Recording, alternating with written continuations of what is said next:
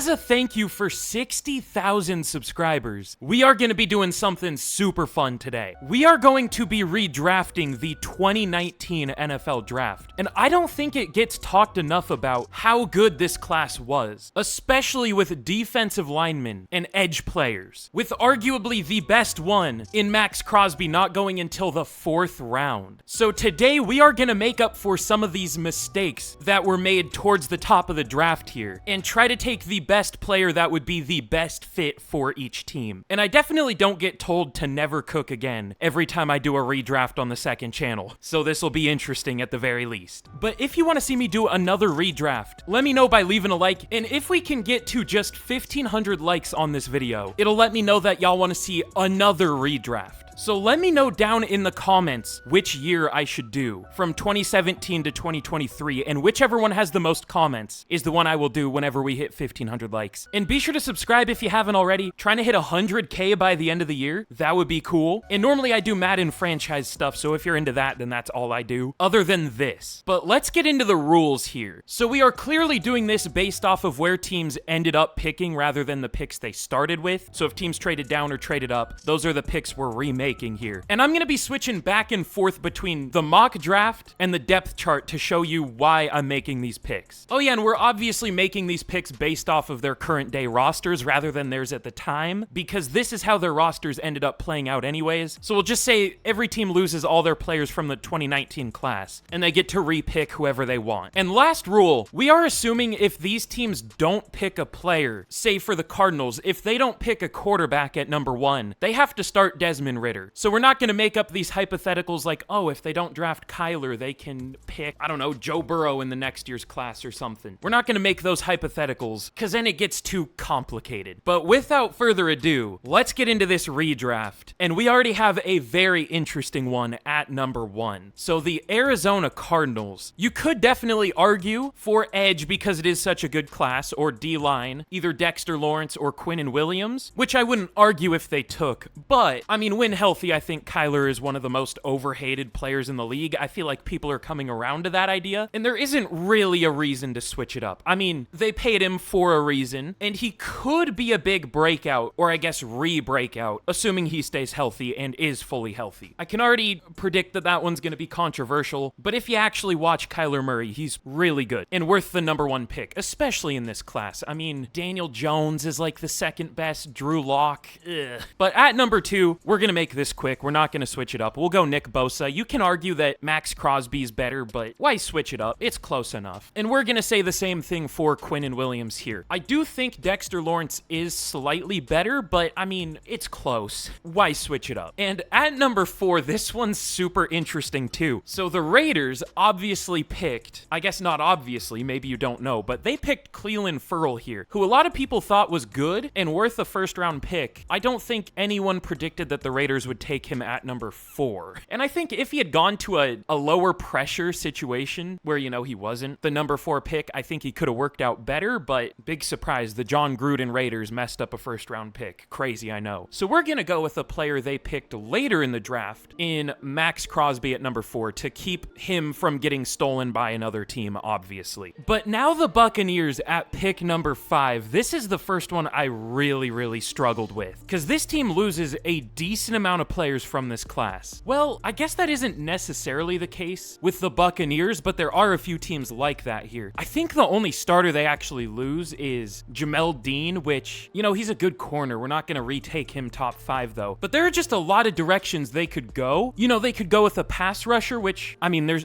even with Max Crosby and Nick Bosa already gone, there's still Josh Allen, Montez Sweat, Brian Burns, Rashawn Gary. Like, it's crazy how good this D-line class is. But that's not what we're gonna do. This interior O-line is really terrible. I like Graham Barton, but Ben Bredesen and Cody Mauch, I am not the biggest Cody Mauch fan, honestly. And I'm sure this one will be the first really controversial one, but we are gonna go with Chris Lindstrom, arguably the best guard in the league. But I mean, if you take him, your offensive line is gonna be Tristan Wirfs, Graham Barton, Luke Gadecki, Chris Lindstrom, and whichever guard works out here. I like Elijah Klein, to be honest. honest. I don't know if he'll get a chance, but I do like him. Like, this offense could be insanely good. You know, Josh Allen would also work. That was my second. Those were the two I was really deciding between. Or, I mean, Dexter Lawrence, but he would be not necessarily redundant with Vita Vea, but, you know, 2 nose tackles, that isn't something you really need to do. So the Giants get lucky here. They get to keep Dexter Lawrence. I guess they'll go with Tommy DeVito at quarterback. I don't know. Daniel Jones is fine. He's like, I feel like he's one of those players that are underrated / overhated by some people, but also some people have too much hope for him. So I don't know how I feel about Daniel Jones, but I'm definitely not repicking him at 6, I'll tell you that. Especially over Dexter Lawrence. Maybe the best defensive tackle in the league. And hey, yet another boring pick. We're just gonna keep a player. We're gonna go Josh Allen. Or Josh Hines Allen. I'm glad he changed his name, although I'm kind of not. It was kind of fun. It was kind of interesting to have the possibility, or I guess it was a reality, of Josh Allen intercepting Josh Allen. Can't happen anymore, unfortunately. At least we got to see it, though. I don't know why that's my analysis of that pick. Like, do I need to explain why we're keeping him? He's a really good player. But for the Lions here, I think we're just gonna go with the best player that is still available. Oh, and by the way, I didn't even mention, this class is more known for having a loaded receiver class. This is just a crazy good class in general, other than quarterback. And I guess there aren't really any good tackles and DBs. It's at least really strong at a couple positions. But for the Lions, we are gonna go with AJ Brown. Now, do they desperately need receiver? Obviously not. But imagine AJ Brown, Amon-Ra St. Brown, which I guess might get a little confusing, and then Jamison Williams and Khalif Raymond. Like, that's crazy good. I mean, you also could argue that AJ Brown should go earlier than pick 8 on paper, but it's not like it's bad players going ahead of him. They're all some of the best players at their positions, and they have much bigger needs than receiver. The Lions are just one of the, I guess, lucky teams that don't really lose anyone from this class. I mean, they had TJ Hawkinson. They don't have him anymore. But speaking of TJ Hawkinson, actually, that's not who we're taking here.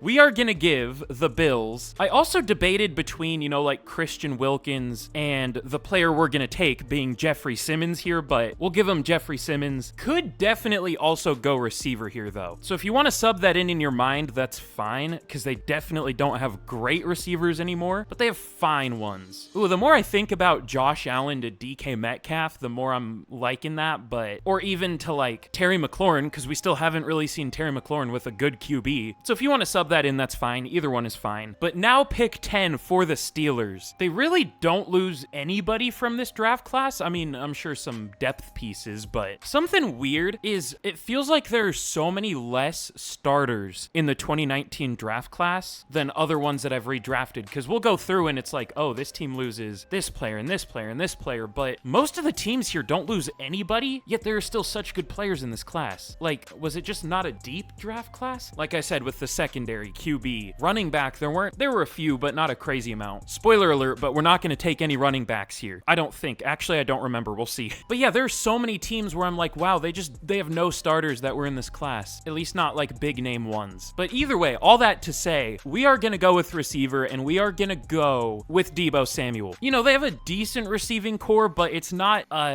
it's top heavy. I like George Pickens and Roman Wilson, but Van Jefferson, and then Calvin Austin hasn't shown much. Quez Watkins is whatever. Scotty Miller's whatever. Like, this receiving core is not great, but it can be made great if you add a really good piece here. So that's what we're going to do with the 10th pick. But now here's an interesting one again. We're really getting into all the, you know, switching it up type picks. Looking at it, no spoilers, but there's only, I think, one other pick where two where we're going to keep the player that the team actually picked. Some are going to the same team they're on now, but weren't originally picked by them. But with the 11th pick, I remember in that Super Bowl year for the Bengals, Joe Burrow really liked to throw to CJ Uzomah. So let's get him another tight end, because they have not had a great tight end situation. And God, who was the last good tight end they had? Like, what was his name? Not Clint Bowling. Tyler Eifert. That took me way too long to remember his name. I still have PTSD from him terrorizing the Seahawks. So we'll bring them their first, like, great tight end since Tyler Eifert in TJ Hawkinson. But now the Packers at 12. I forgot they had 2 first-round picks. So with this first one,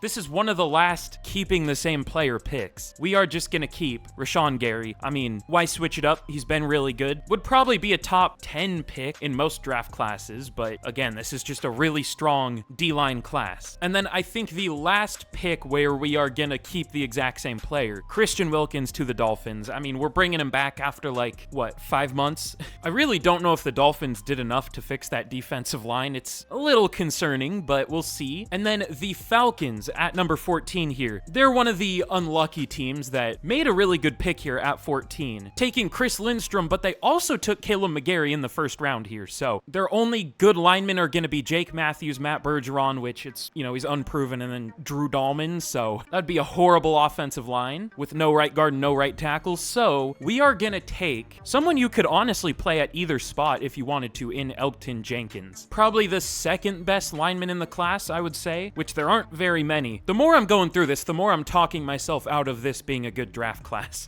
There are some horrible positions, but Elgton Jenkins is going to be the pick, not the most exciting, but a necessary one when the offensive line looks like that, if you're losing pretty much your two best O-line pieces. But now the Commanders at number 15, I mean, you know what we're going to do here. They get lucky, they get to keep Terry McLaurin at number 15. Not where they originally took him, but that's what some of these teams got to do. And now the Panthers get pretty lucky here too. They, unfortunately for them, do lose Deontay Johnson. This is a really interesting group of players right here. Preston Williams, Greg Dortch, Travis Fulgham. Shout out if you remember his half a year of dominance. But yeah, the Panthers lose Deontay Johnson, so we are going to upgrade there, and we are going to take DK Metcalf. I mean, if you want to get Bryce Young some help, that would definitely do it. I mean, they already kind of have a DK Metcalf type in Xavier Legette, but you're not going to not take DK Metcalf because of that. It would be maybe better to go with more of a route runner like Deontay Johnson, I guess, but if you're given the option between DK and Deontay Johnson, I think you're taking DK, even if you're a hater. I don't know. But the Giants at number 17, there are still some really good pass rushers left. I mean, Brian Burns, Montez Sweat, again, in most classes would probably be higher picks than number 17, but it's just so loaded that, better ones went earlier, and some of these teams have bigger needs and equally as good of players. I always get comments that are like, why did this player go so low? You gotta use context clues. There are good players going ahead of them too. And I have a feeling Brian Burns is gonna be one of those players. I'm also a touch lower on Brian Burns, but he's still good. So we will re-add him to the Giants, going, I guess, one pick later than he did in real life, because he must have went at 16 to the Panthers. So one pick later, but to his current team. But we are finally gonna have a DB come off the board, because the Vikings at number 18, they of course lose TJ Hawkinson, which is tough, but I don't know if you want to take Noah Fant here. You can maybe figure something out between this big group of players. I mean, maybe N'Keal Harry works out at tight end. I don't know. But they lose Byron Murphy, so, I guess you can give Andrew Booth a shot, but I don't know if you're, relying on that. And I like Mekhi Blackton, but I think he's out for the year. I think he tore his ACL, so that's tough. So let's get an upgrade there. And Jamel Dean is finally going to come off the board. It gave me a D. He was projected to go 130 something, I think it said, so understandable, but yeah, good corner. This class is something though. Greedy Williams, DeAndre Baker, really, what are the positives? I guess Byron Murphy was maybe worth a first round pick. He's solid. No spoilers, but Julian Love will be going somewhere here. It isn't great. But the Titans at number 19, they unfortunately are another loser here. They lose Jeffrey Simmons, which I think everyone knew that was a good pick at the time. I'm pretty sure he also fell in the draft because of he had a torn ACL. I don't know if it was at the end of the year or at the combine or something. I can't remember for sure. But if he didn't have that injury, he probably would have been a top 10 pick. So they got lucky, but they don't get lucky here. But they still get a good player in Ed Oliver. Gave me an A+ for that. He's been a solid player. I still remember he had Aaron Donald hype, which, I mean, he was really good at Houston, just hasn't really lived up to that, but he's still been good for sure. I could see that maybe being a controversial one. I don't know. I see some people that really like Ed Oliver. I think he's just good. I don't know. We'll see. And speaking of players that, get a lot of hype that I'm a little lower on, CJ Gardner-Johnson is going to go to the Broncos here at number 20. I mean, he gets interceptions, but he also gets kind of cooked in coverage at times. His stats end up looking good, but he's a good player. I'll say that. He's about worth the 20th pick, maybe. And the Broncos lose. They lose Zach Allen, which sucks, but you could just also take Zach Allen here, retake him, but I like their D-line. DJ Jones, John Franklin Myers, Malcolm Roach. That's fine, even if you lose Zach Allen. But I don't love that they lose PJ Locke, because he's pretty good. Same with, I mean, they have Caden Stearns, though. Still worth it. You could also go an edge rusher. You could take Montez Sweat, but they already have a lot of, like, unproven players that I think will be good in Baron Browning, Nick Bonito, Jonah Ellis, even Jonathan Cooper's solid. So that's why I didn't do that. But you could. But now the Packers, they unfortunately lose Elgton Jenkins, and, you know, I don't really love their O-line if that happens. I mean, you have Zach Tom, but that's about it. Like, Jordan Morgan, I think will be good, and then Rasheed Walker's solid, but other than that, that isn't a great line. So we'll go with Eric McCoy. Mostly a good run blocker, but good pass blocker too. He just kind of has his games where he gets tossed around a little bit, but he's an upgrade over Josh Myers, so you can also figure something else out at guard, I guess. But now the Eagles at number 22. Is this the year they took... No, this wasn't when they took Jalen Reagor, was it? That was the year that Justin Jefferson came out, right? So that was 2020. Wait, who did they take here? Oh, Andre Dillard. Oh. I mean, shout out Washington State, I guess. My favorite team, but that's unlucky. But the Eagles get unlucky here, too. They lose a player that wasn't one of their picks, but is their best player in A.J. Brown. So they also lose Paris Campbell, I guess. I forgot he was even projected to start. This is not a great receiver group. I do like Johnny Wilson, though, but he's a really weird player at 6'8" or whatever he is. They also lose C.J. Gardner-Johnson and Devin White, which, whatever. One of the most overrated players ever, maybe. Like, I just don't think he's overrated. I think he is legitimately horrible, but he'll probably be good for the Eagles. I don't know. Oh, this was the year they took J.J. Arcega-Whiteside, the GOAT. Wow, this team sucks at drafting receivers for the most part. So we are gonna try to make up for that a little bit, at least. Could also go, maybe Marquise Brown would be better than the player I was gonna pick, because it would add a little more diversity than, you know, kind of having two route runner types on your team in Devontae Smith and the player I was gonna take. No, we'll still take the same guy either way. We will go with Deontay Johnson. Gave me a D for that pick. That's great. But yeah, I don't know about starting. I guess Johnny Wilson would start and Paris Campbell. Imagine that group, and if Devontae Smith goes down for a game. No, you wouldn't even have Paris Campbell. You would Britton Covey, I guess. Do I need to justify this pick anymore?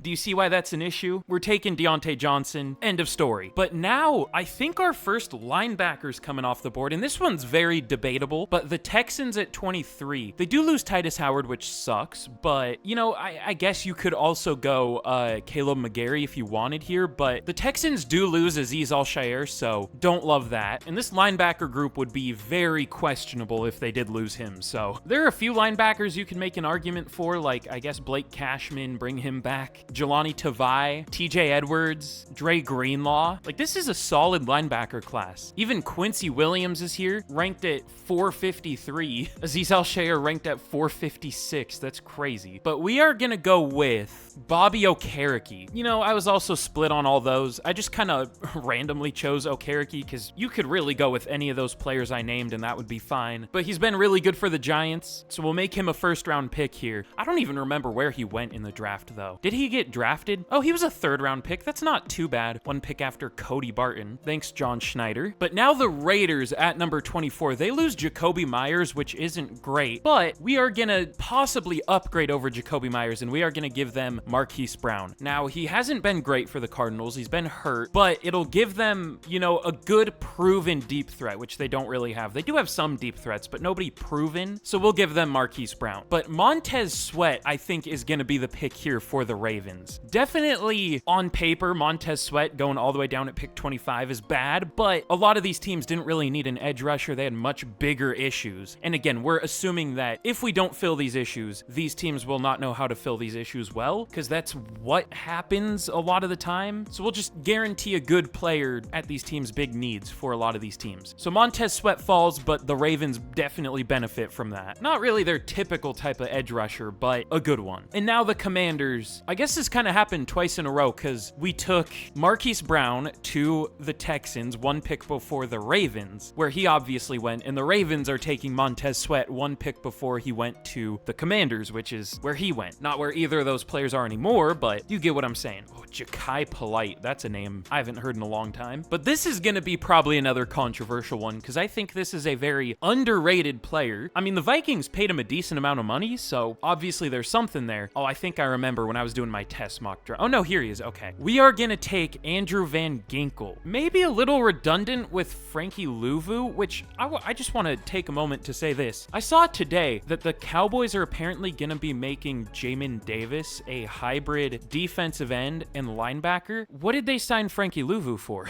I was like, they wanted the Micah Parsons role. I thought that's what they signed Frankie Louvu for because, you know, he used to be an edge rusher. Then he started playing a little more off-ball linebacker for the Panthers. So I just assumed that's what he was going to be used for. But now they're taking a linebacker who's started to look decent in Jamin Davis, and they're going to be messing with him, moving him to edge. Just use Frankie Louvu in that role. Unless they're going to have two of them, I guess? Are they going to make Jamin Davis a backup? I don't know. So this is adding another player in that role. Or you can just use him as an edge. I mean, he's good either way. I just thought that was super weird. That instead of using the guy who's already proven to be good in that role, they're like, let's make Jamin Davis do it.